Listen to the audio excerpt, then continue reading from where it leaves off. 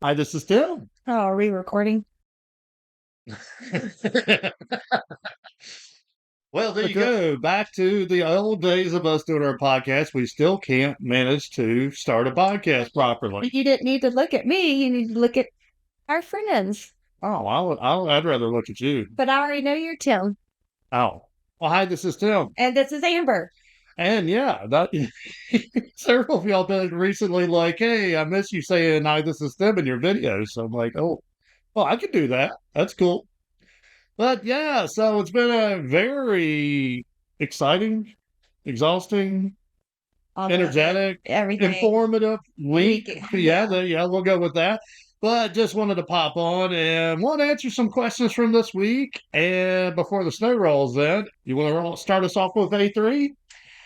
This was our first A3 business forum that we've ever been to. I would like to say that it was amazing. A lot of information, a lot of great speakers, one of which I totally fangirled her and got her information because she was really, really good.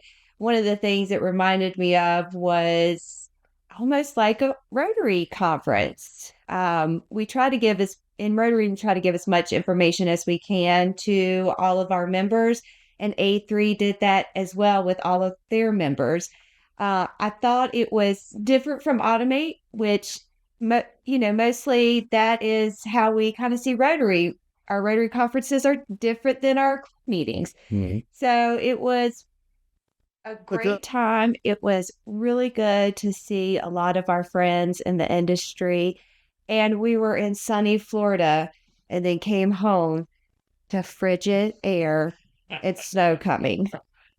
Yeah, the one thing that really stuck out with me was the ITR economics whatever you call it, presentations, what I'm going to call it. And a lot of people, when we were kind of inquiring about whether we should join A3 and go to the business forum, a lot of them did say, just go for that. That's well worth the trip. And, I think too many times we make decisions based off our gut, which actually I'll say making decisions off your gut feeling is better than making decisions off of the news. But between our gut feeling and the news, that doesn't give us really a strong foundation of why we're doing it.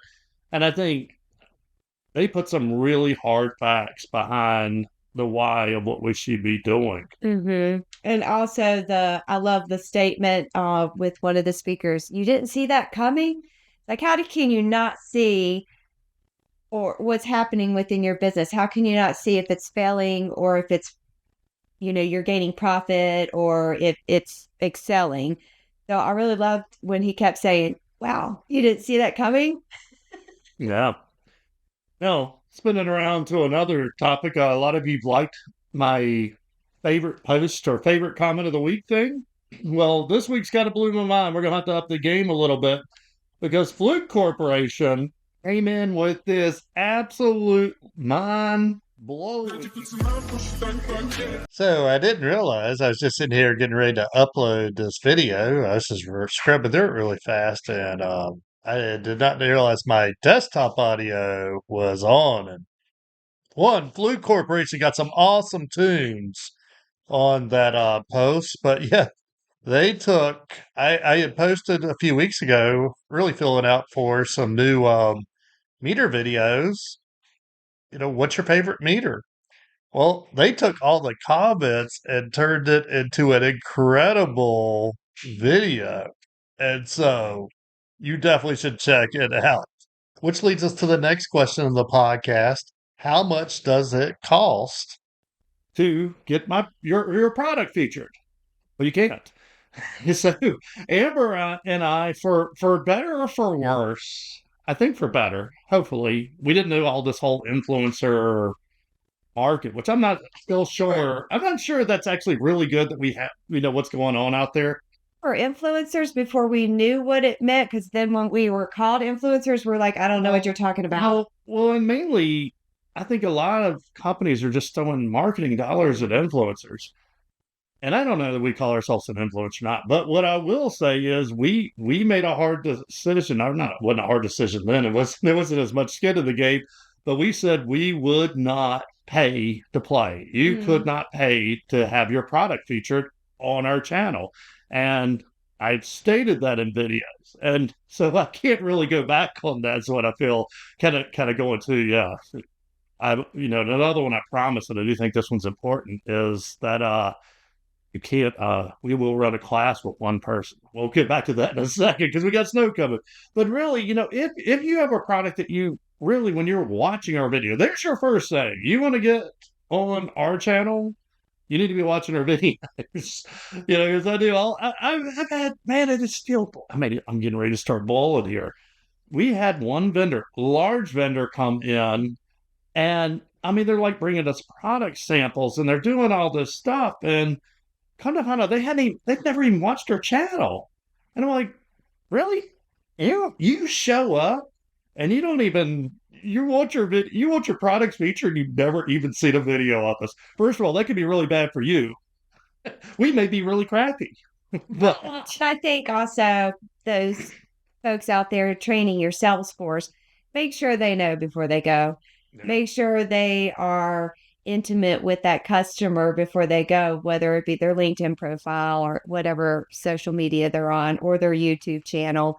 I think that's number one or key to tell your sales force, because that's really, it's really about training them. So, well, and you bring up a good point. And that has nothing to do with, us or YouTube or anything else. In today's world, with as much as we can learn about people, there is zero reason for you to walk into a potential customer and not know their cat's name. Their favorite food. You ought to be able to go in there with their favorite food. Everybody's posting pictures of food, even on LinkedIn. And so, or alcohol. I mean, but I can't believe the times that we do have vendors come in. And, okay, you get your cold call vendors. They're trying to sell, I don't know, cell service or whatever, and they kind of walk in, y'all do here, and it's always like, yeah, peace out. But it's surprising automation manufacturers that will walk into our training center and be like, so what do y'all do here? I'm like, really? Yeah. It's not that kind of obvious, or you did at least Google while you're walking to the door? Not a great first impression. Yeah. But if you're watching our videos and, there's like a tugging at you of like, wow, I really think that this would be beneficial to that audience. That's when you probably are ready to, reach out to us. Anytime before that, if you're just like, I've got this product, I got to find somewhere to shove it on that channel, it's not going to happen. We also, our industry, if we don't work together, we will be the I didn't see that coming moment. So this is why we like to feature items that are beneficial not only to us in the workforce, but also to those students that are in our classes. We want them to be able to come into our classes and say, oh, I have that at my plant, or yes, I work with that on the floor, on the factory floors. Kind of leads us to the next point, our next subject, and this one was a really good discussion. This is why I really love the discussions that have been happening lately on some of my videos that are more about career change and entering into a career, as a lot of you push back on my job interview video, and I really liked the feedback. And that's why Amber and I were talking to them, and I'm like, come on, let's just go out and let's go and record on this. Yeah. Because my video I put out was about the top 10 interview questions. And really, they're just based off of, things that people say they're asking. So I was just trying to kind of warm people up so you're not going at it completely blind. And it wasn't how to prepare for a job interview, but I think there was a lot of good discussion along that. Now, I'm going to go ahead and bring up the first topic that a lot of you said is, a lot of you were like, well, as the potential employee, you need to be interviewing them also. And here's where Amber and I were a little bit split on it. We were. Because, part of my job, I feel, is to get you into the door of your first job. And I think we're starting to look at different viewpoints there. Is if you have zero experience and you walk into a job interview straight out of college, and you probably can't be that picky. That's a big struggle that most people are talking about. They're like, I can't get experience. You probably do need to find maybe the worst employer out there. No, don't go for the worst. But I think I never forget I had a guy one time back when I was in school, and he's like, yeah, I'm going to gonna go interview for this company. And I got my list of questions. I mean, really, he was almost interrogating them. Mm-hmm. And he came back just so devastated because they practically laughed him out of the room. And the issue was he didn't have enough experience to really be making demands of them. So, from my perspective, first time interviewer, first time jobs, I don't think we can be that picky. But as we go into having more experience, I think that's where your viewpoints and Amber's viewpoints started to really be like, oh, yeah, that's probably important to talk about. Well, I think that goes back to training your sales force. This is know your person. So if you were going into a job interview, even straight out of college, and look that company up, see what they've done on social media, see if they've made any videos in the past, see how they've helped or done any humanitarian work in their community. And these are the things that you can base your questions off of. Don't go in there and be like, what are you going to do for me? It's really, how can we work together as a team? So yes, that CEO or whoever is going to ask you all the questions, you're going to check off all the boxes, and then they will ask you, so what do you hope to get out of this job? You can tell them, but also in that mix, put in your information that you have looked up on the internet or asked around about. That is going to leave a lasting impression because they're going to say, oh, wow, they are really on fire for my company. I love what you said earlier about really it's showing that, you're not just answering the questions like you've been prepped for it. It shows that, you will hopefully are being interviewed because you're going to add value to a company. And Right. chances are you're not someone who was just spitting out answers. You do need to be able to say, hey, I'm not sure how I feel about this. But We're not doing it used to be, and the whole generational thing, whatever. It used to be when you had a job, that was the job that was going to be your potential job for life. You were going to invest in that work and they were going to invest in you, saying like your 401ks and your retirement and your years of service. We don't have that now. Now it is from job to job because and a lot of people are trying to get more experience. They want those experiences. It's nothing against the companies. They want more experiences. So it is going to be, somebody's going to work for you for 5 years, but then they might go to a competitor or another company because they want to either better their experience or they just have something else they want to do. So we've noticed that. And I don't know that I feel fully qualified to really prep on job interviews, but there probably is a follow-up video that should be made after that one. That one really was, what are, because somebody had asked me, what are common job interview questions? And yeah, and some of them, it was just a good conversation about, which skills do you really need? Which ones don't you need? But it is an art to be able to walk in and sit in front of a stranger and Sell yourself. confidently, Yeah. communicate with them. Yeah. Yeah.